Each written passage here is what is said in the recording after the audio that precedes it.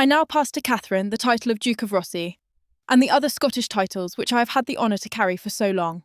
Britain awoke to a royal decision that no one believed King Charles would make so soon. Behind closed palace doors, with only a handful of senior officials present, the monarch signed an emergency decree that did more than expand Catherine's duties. It formally elevated her authority across the crown, placing her at the centre of royal power and forcing every senior figure to confront a future that had suddenly arrived. Before we delve deeper into what this truly means for the royal family, make sure to subscribe so you don't miss a single update. Charles knew everyone in that chamber understood what was coming. Shortly before midnight, he had summoned William, Catherine, Princess Anne, and 2 constitutional advisors to Buckingham Palace, ordered every phone removed, and watched the doors close. The silence warned them that this was no family discussion. The king opened the Emergency Crown Continuity Decree, a special royal order designed to keep the institution functioning when senior figures cannot perform their duties.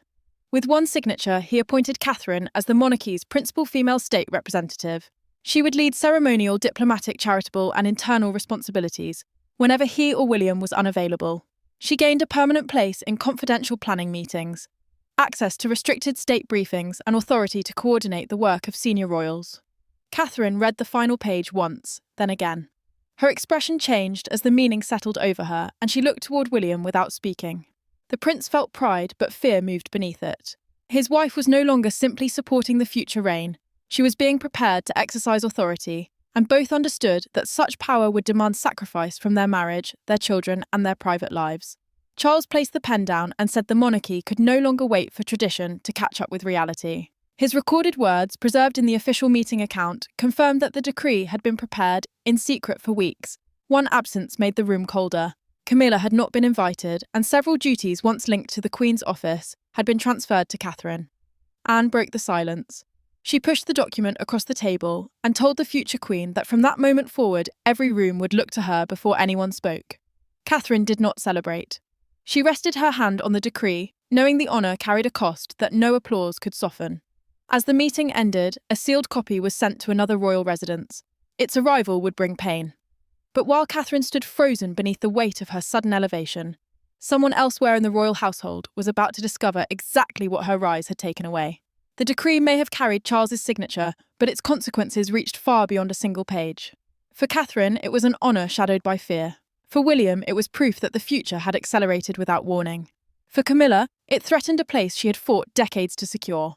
And for the king himself, it was a decision that could either save the monarchy or fracture his family.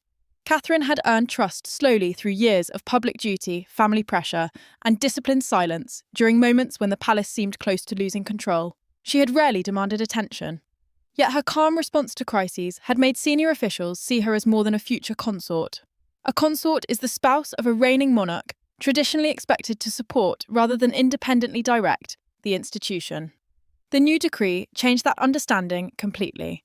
William felt the difference immediately. His wife had not simply been given more engagements or a stronger public profile. She had been placed beside him as an institutional partner, someone expected to help carry the crown before he ever became king. That knowledge filled him with pride, but it also exposed a fear he could not hide. The future had arrived before either of them felt ready. Catherine closed the door after the signing and finally allowed her composure to weaken. She told the prince that she feared becoming a symbol before she had been allowed to remain a person. He heard the strain beneath every careful word.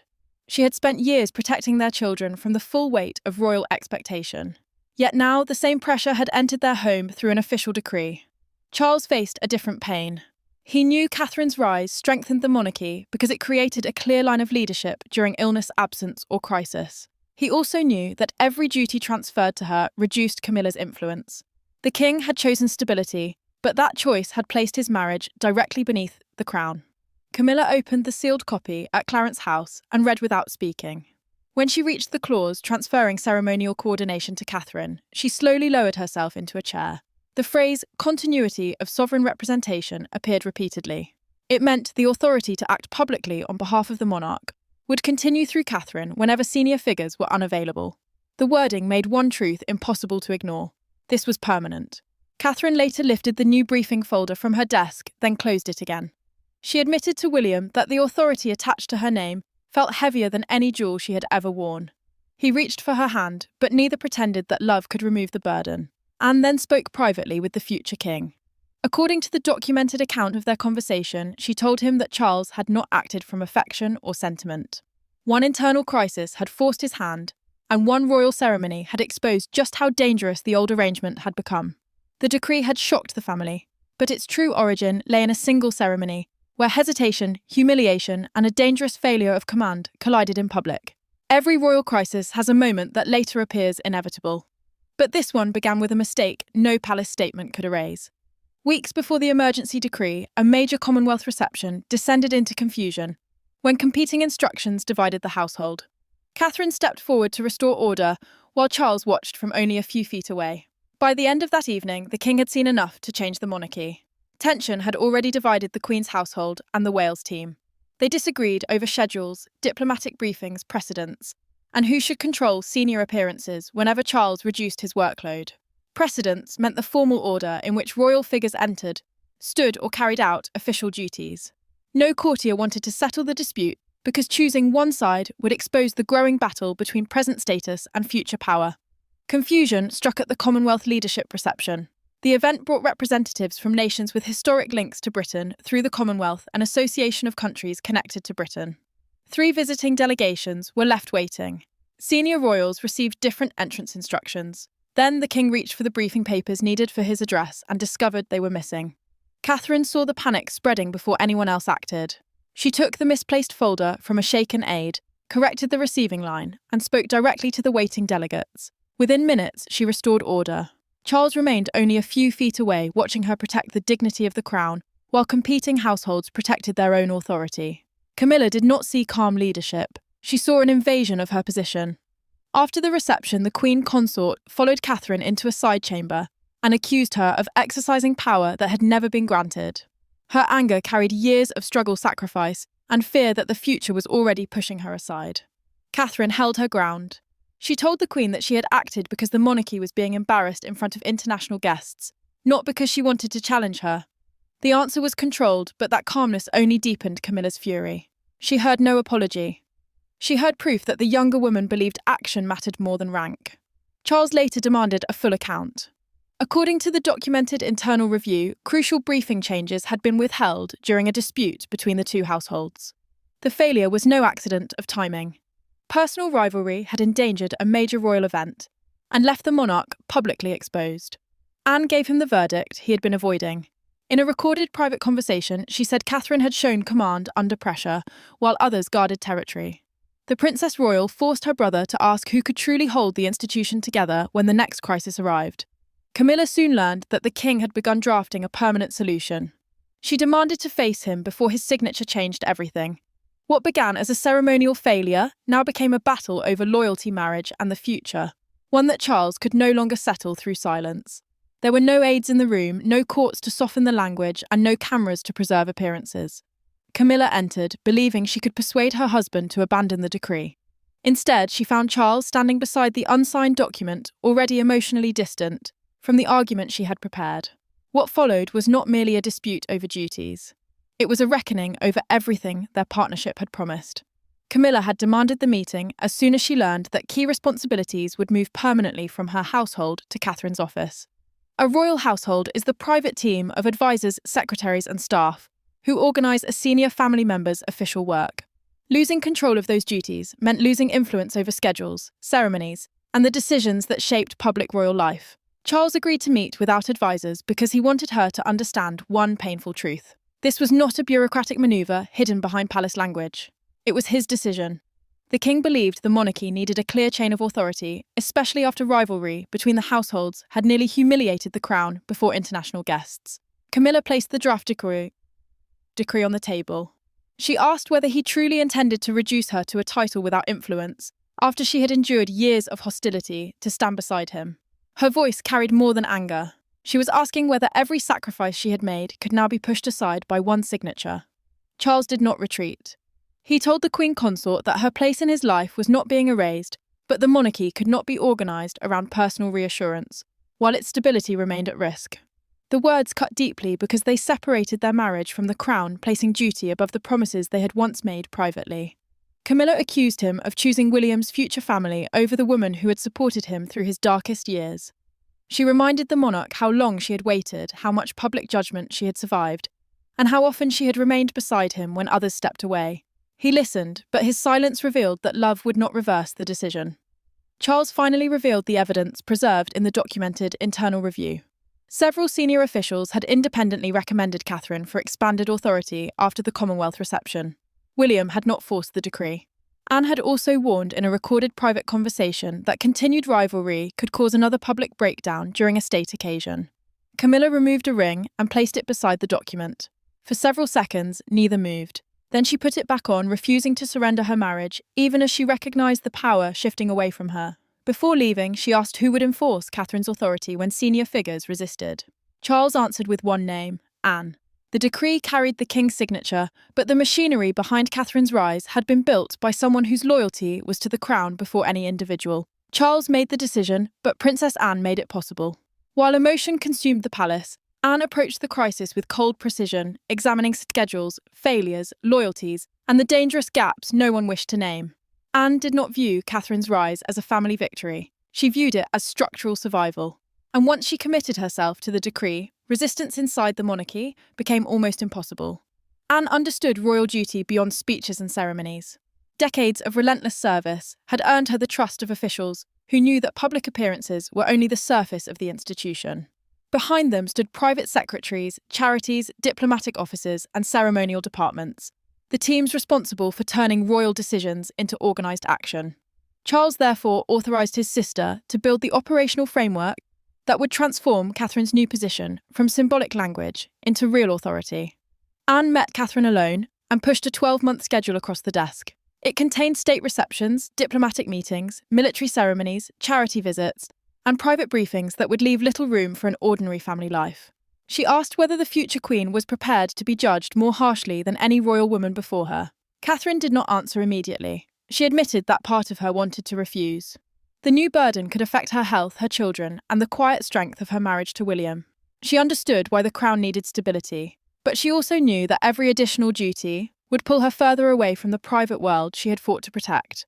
Anne refused to comfort her with empty promises. She said that power inside the monarchy was never offered at a convenient moment, and that refusing it would leave the institution exposed to the same rivalries that had caused the reception crisis. Her recorded words were firm. Catherine could fear the role, but she could not pretend the danger would disappear without her.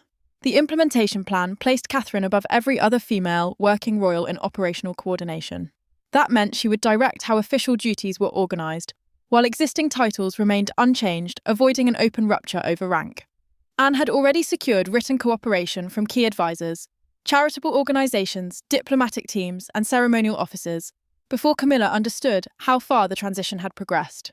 Catherine lifted the acceptance page. Her hand paused before the final stroke, and the silence stretched between them. Anne did not hurry her. She knew that hesitation was not weakness. It was proof that the younger woman understood the cost. Then Catherine signed. The following morning, revised instructions moved through every royal household. Briefings changed direction, engagements changed hands. One major cancellation would soon expose the shift to everyone. By sunrise, Catherine's rise was no longer confined to confidential pages. It had begun reshaping calendars, access, and loyalties throughout the palace. The first sign of change was not a speech or balcony appearance. It was a revised schedule delivered before breakfast. Engagements were reassigned. Briefing routes were altered, and officials who had answered to one household were instructed to report to another. Within hours, the decree had transformed from royal language into lived reality, and Camilla faced the humiliating truth that the palace was already moving without her. Catherine's office received immediate control of diplomatic receptions, Commonwealth engagements, military patronage ceremonies, and major national charities. A patronage ceremony is an official event linked to organisations supported by a royal figure, often carrying public and symbolic importance. Strategic briefings were now sent directly to her team, ending the broken chain of command that had allowed rival households to issue conflicting instructions. Camilla opened the revised schedule and found the blow waiting on the second page. A state reception she had expected to lead would now be chaired by Catherine. She folded the paper once, then placed it beneath her breakfast plate without reading further. Staff continued moving around her, but everyone in the room understood that influence had shifted before the palace had even announced it publicly. The Queen Consort refused to give them a scene. She lifted her cup, answered a routine question, and kept her voice steady. Yet the restraint made the moment more painful. She had survived years of public hostility to reach the centre of royal life, and now the machinery she once directed was learning to function without her. Catherine felt no victory when the same schedule reached her desk. She studied the reassigned reception and told William that accepting responsibility did not make another person's pain easier to carry. The prince reminded her that the change had been made to protect the crown, but he could not remove the guilt from her face. Power moved quickly. Several courtiers quietly requested transfers to the Wales household, showing that loyalty was following authority faster than the formal decree suggested. These were not simple staffing changes. Each request weakened Camilla's position while strengthening the future Queen's command over the institution's daily work. Charles received the sharpest consequence in a handwritten note. Camilla wrote that obedience should not be confused with forgiveness. The king read the sentence twice, closed the red box before finishing the state papers inside it, and remained alone in silence. A red box is the secure case used to carry official government and royal documents. For the first time, he fully felt what his decision had cost his marriage. Catherine refused to let that silence harden into permanent damage. That evening, she asked Camilla for a private meeting with no advisors, no secretaries, and no protocol to protect either of them. The institution had already chosen its direction, but the emotional future of the family now depended on what two women would say when every title was left outside the door. For the first time since the decree, Catherine and Camilla sat together without Charles William Anne, or a single palace official between them. There would be no formal record of the conversation and no carefully prepared language. One woman had gained authority, the other had lost it. Yet in the silence before either spoke, both understood that the monarchy could survive their rivalry only if they faced the pain beneath it. Catherine had requested the meeting because she refused to begin her expanded role, while resentment remained unspoken inside the family. Camilla agreed, reluctantly convinced the invitation might be an attempt to demand submission. Reconciliation meant facing the damage directly, not hiding it beneath protocol titles or carefully controlled public appearances. Catherine spoke first. She said she had never asked Charles to remove duties from anyone and would not use the decree to humiliate the woman who had stood beside him. Her voice remained calm, but the restraint carried fear. She knew that authority gained through another person's loss could poison every future decision. Camilla answered without softness. She told the future queen that intention did not erase consequence. Watching the palace turn toward a younger generation had made her feel as though years of struggle were being rewritten as an obstacle to progress. She had endured public anger, private judgment, and endless doubt to reach her place beside the king. Now that place felt smaller with every revised schedule. Catherine did not defend herself. She admitted that the expectations attached to her name frightened her. She felt no triumph, only responsibility for a role that could damage her health, her marriage, and the lives of her children. The authority looked powerful from outside, but inside, it felt like a burden capable of consuming everyone she loved. Camilla finally revealed the deeper wound through a private recorded account, given later to a trusted royal aide.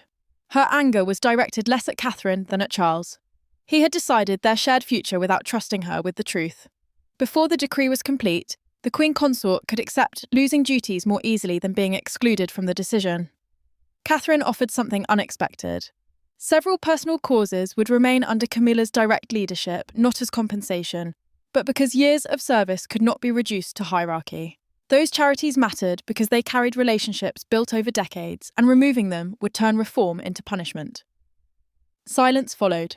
Then Camilla pushed the disputed reception briefing across the table. She told Catherine to lead it well. The gesture was small, but it marked the first true acceptance of the new order. Their peace remained fragile. Hours later, the decree was released publicly, and Catherine's private burden became a national spectacle. Inside the palace, two women had reached a painful peace.